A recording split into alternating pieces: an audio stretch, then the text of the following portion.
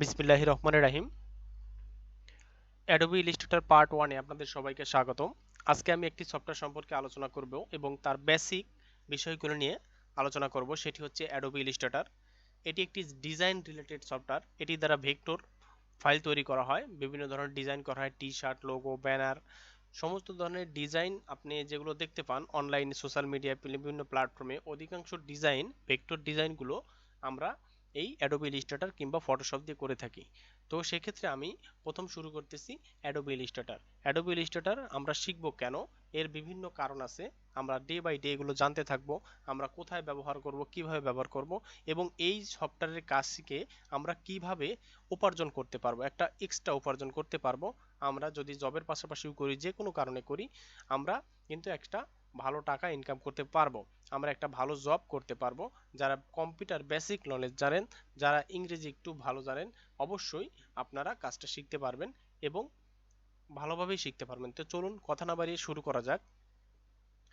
আমরা প্রথম পয়েন্টে দেখব যে এখানে আমাদের প্রথমে কি আছে, ফাইল। এখন আপনি বলতে পারেন যে এটা আর এমন কি, ফাইলে ক্লিক করলে নিউ ডকুমেন্ট হবে, ফাইলে সেভ আছে, সেভ অ্যাজ আছে, এইসবই তো। না, আপনার ধারণা সম্পূর্ণ ভুল। কেন ভুল? চলুন দেখি। এখানে নিউ ডকুমেন্টে ক্লিক করার পর আমি দেখতে পাচ্ছি যে এখানে কি, নিউ ডকুমেন্ট। এখানে নিউ ডকুমেন্টের পর অনেকগুলো ডায়লগ বক্সের মধ্যে এখানে অনেকগুলো লেখা আছে, হিজিবিজি যা কিছু থাকুক এখানে কিন্তু আছে। এখন আপনার প্রশ্ন হচ্ছে যে আপনি এটা কি কাজে ব্যবহার করবেন। হয়তো এক্সপার্ট যারা, তারা আমার কথা শুনে হাসতেই পারেন যে আপনি এভাবে এমনভাবে বলতেছেন যে দুনিয়ার কেউ মনে হয় জানে না। আসলে কেউই জানে না। কেন জানে না? যারা নতুন শিখতেছে কেউই জানে না। আমিও জানতাম না। আমিও হয়তো আমার মতো একজনের কাছ থেকেই শিখেছি। তো যারা নতুন দেখতেছেন তারা অবশ্যই খেয়াল করে দেখবেন আর আমার কথাগুলো ভালো করে মনোযোগ সহকারে শুনবেন। আপনার কোনো কিছু মুখস্থ করার দরকার নেই। আপনি জাস্ট শুনে যান, দেখে যান, জাস্ট আমার প্রসিডিউরটা বুঝে যান। আপনি বারবার ট্রাই করুন, ভিডিওটা দেখুন, অবশ্যই আপনি শিখতে পারবেন। তো এখানে আমরা নিউ ডকুমেন্ট পাওয়ার পর এখানে যে আমাদের এত কিছু লেখা, এতগুলো অপশনগুলো দিল, কি কারণে দিল? এখানে আমাদের অবশ্যই কারণ আছে। কি কারণ আছে? চলুন দেখি। এখানে আছে মোবাইল। এখানে মোবাইলে ক্লিক করার পর এখানে কি আছে? IPhone x, iPhone 7, 8 plus, 6 plus. তো এগুলো কি কারণে, এগুলো কেন?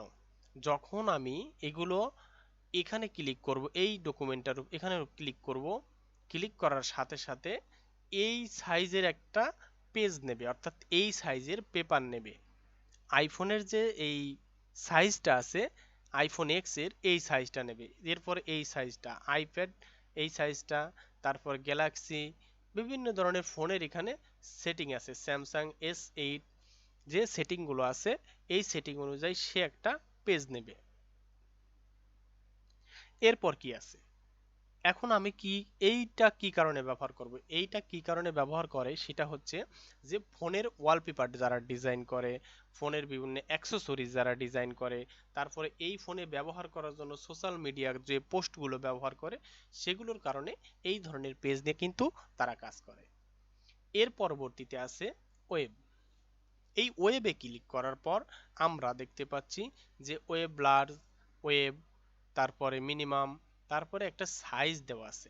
ধরুন আপনি একটা ই কমার্স ওয়েবসাইটের জন্য একটা প্রোডাক্টের সাইজিং চার্ট ডিজাইন করতেছেন। এখন এই সাইজিং চার্টটা ডিজাইন করার জন্য আপনার নির্দিষ্ট একটা সাইজ লাগবে, যে ওই ওয়েবসাইটে এতটুকু জায়গা এই সাইজটা ব্যবহার করা যাবে। প্রত্যেকটা ওয়েবসাইটের ক্যাটাগরির মধ্যে কিন্তু একটা জায়গার কিন্তু একটা মাপ থাকে, সেই অনুযায়ী এটা এই পেজটা নিয়ে ডিজাইন করতে হবে। তো এটা বুঝতে পারলেন। এরপরে আছে আমাদের মেইন যে বিষয়, সেটা হচ্ছে প্রিন্ট। এখন আমরা যদি এই অ্যাডোবি ইলিস্ট্রেটরে কোনো সফটওয়্যার, যে কোনো software, Adobe Illustrator, Photoshop, coral D, ইনস্কেপ, যাই হোক, যে কোনো সফটওয়্যারে যখন আমরা কোনো কিছু ডিজাইন করব, সেক্ষেত্রে কিন্তু আমরা অধিকাংশ ডিজাইন এখন প্রিন্ট মিডিয়ায় যায়, অর্থাৎ ইলেকট্রিক মিডিয়া। ইলেকট্রিক মিডিয়া যেমন ফেসবুক, হোয়াটসঅ্যাপ, তারপরে ইয়ে আছে টিভি প্রোগ্রাম, তারপরে আছে আপনার ধরুন যে টুইটার, এগুলো যখন আমরা এর জন্য যদি কোনো পোস্ট ডিজাইন করি তখন কিন্তু আমাদের ওয়েবসাইটে যাচ্ছে। আর এটা আমাদের কি প্রিন্ট, প্রিন্টের জন্য আমরা কিন্তু এই সাইজগুলো অধিকাংশ ব্যবহার করি। কি size? Letter size, A4, legal, A3, B4, B5, A1, এই ধরনের সাইজ আমরা কিন্তু ব্যবহার করি। এরপরে আছে film and video. Film and ভিডিওর জন্য এখানে অনেকগুলো সাইজ দেওয়া আছে, অর্থাৎ এই সফটওয়্যার দিয়ে কিন্তু আমরা ইয়ার ভিডিও, যেই কার্টুন ভিডিওগুলো যে আমরা দেখতে পারি যে অনেক সময় আমরা যখন পেপার, যদি কোনো পেপার যদি ওপেন করি সেক্ষেত্রে আমরা যে স্লো মোশনের অ্যাডগুলো দেখতে পাই সেই অ্যাডগুলো কিন্তু আমরা এখানে ডিজাইন করতে পারি। এরপরে আছে আর্ট অ্যান্ড ইলিস্ট্রেশন। এখানে পোস্ট কার্ড, পোস্টার, বিভিন্ন ধরনের যে আমরা পোস্টার ডিজাইন করব, এখানে কিন্তু মাপটা দেওয়া আছে যে এই সাইজটা নিলে তুমি এই সাইজটার মধ্যে পোস্টারটা ডিজাইন করতে পারবা। তো আমাদের এখন কাজ কি? আমরা এখন প্রিন্ট নিয়ে কাজ করব। আমরা এখানে প্রিন্ট টেক নিয়ে কাজ করার মধ্যেও কিন্তু আমাদের অনেক কিছু জানার আছে, বোঝার আছে, শেখার আছে। সেক্ষেত্রে আমি যদি এখানে A4 পেপার নেই, ধরুন আমি কি ডিজাইন করব, আমি একটি পেজের আর্ট, মনে করেন যে কোনো একটি পেজের A4 সাইজের পেপার, যে কোনো একটা প্রোডাক্টের জন্য একটা কিছু ডিজাইন করে প্রিন্ট করব। এখন আমাকে এখানে A4 সাইজে প্রিন্ট করার জন্য আমি এটা কোন দিকে নেব, আড়াআড়ি নেব নাকি ভার্টিক্যালি নেব নাকি হরিজন্টালি নেব? এখানে যদি আমি ক্লিক করি আমরা লম্বা লম্বে একটা পেজ পাবো, আর এখানে যদি ক্লিক করি আমরা এই আড়াআড়ি অর্থাৎ হরিজন্টালি একটা পেজ পাবো।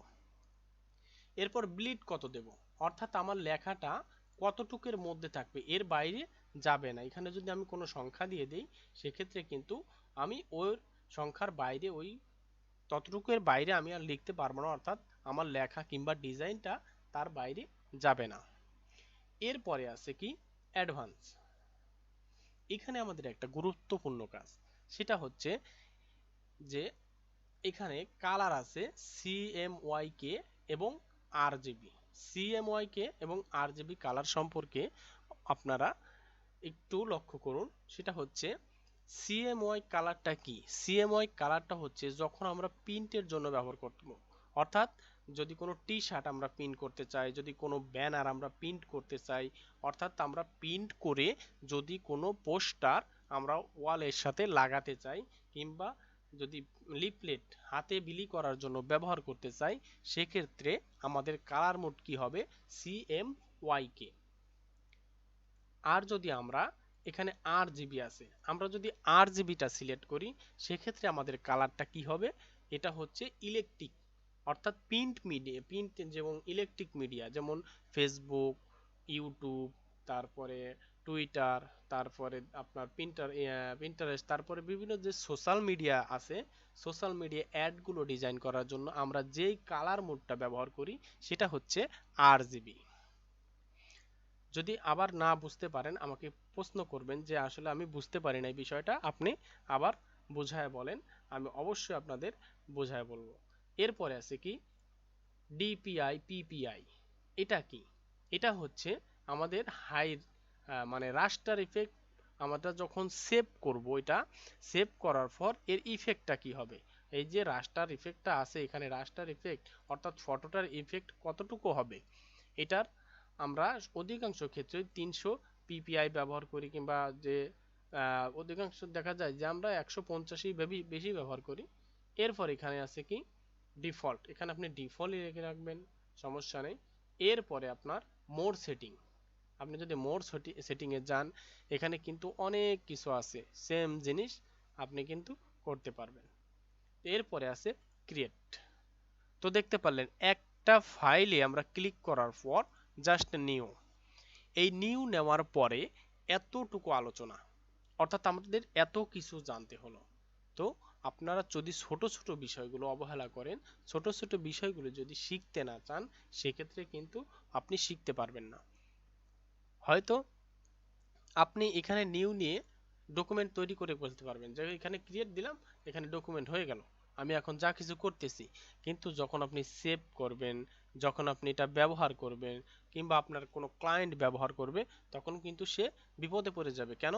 যে আপনি এটা RGB তে সেভ করছেন কিংবা সিএমও মোডে সেভ করছেন, না আপনার সেটিংস ঠিক আছে ডকুমেন্টের, আমি এটা কি কারণে ব্যবহার করব, কোনো কিছু করলাম না, জাস্ট একটা ডকুমেন্ট করে ফেলছি। তো আপনারা এই ভুল কখনো করবেন না। এরপরে আমাদের কি আছে, new template. New from template, আমাদের যদি টেমপ্লেট ডিজাইন করা থাকে আমাদের এখানে, সেখানে আমরা ওপেন করতে পারবো। এরপরে আছে কি, ওপেন।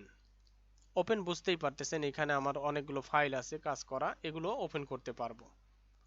এরপরে আছে কি, রিসেন্ট ফাইল। রিসেন্ট ফাইলটা আমি এই পর্যন্ত যেই কাজগুলো করছি সেগুলো রিসেন্ট ফাইল।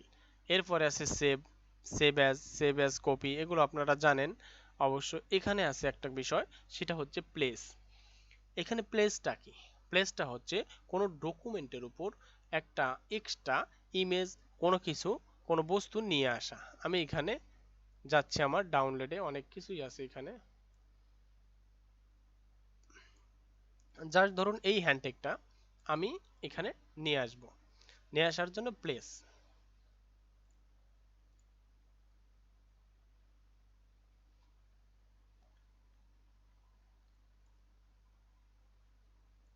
হ্যান্ডটেকটা এতই ছোট দেখতে পাচ্ছেন যে আমি এটাকে প্লেস করে নিয়ে আসলাম। মূলত এটার কাজ এটাই।